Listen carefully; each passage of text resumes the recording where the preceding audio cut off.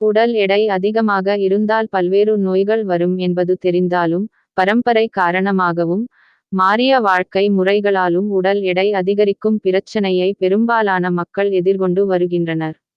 காலையில் வெறும் வயிற்றில் தண்ணீர் குடிக்க, தேநீர், காபி போன்ற பானங்களுக்கு பதிலாக எலுமிச்சை கலந்த நீரை அருந்தலாம்.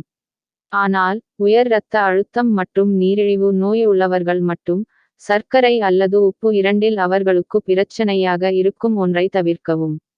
எலுமிச்சை சாறு அருந்திய 2 மணி நேரத்திற்கு பிறகு ஊட்டச்சத்து மிகுந்த காலை உணவை சாப்பிடலாம். 2 முட்டைகள், வேக வைத்த காய்கறிகள் மற்றும் எண்ணெயை சேர்க்காத தானியத்தை எடுத்துக்கொள்ளவும். காலை உணவுக்கு 3 மணி நேரத்திற்கு பிறகு ஏதாவது ஒரு பானத்தை அருந்தலாம். எலுமிச்சை சாறு, இளநீர் அல்லது கிரீன் டீ என ஏதாவது ஒரு பானத்தை அருந்தவும். உடல் பருமனை குறைக்க மதிய உணவு மிகவும் முக்கியமானது.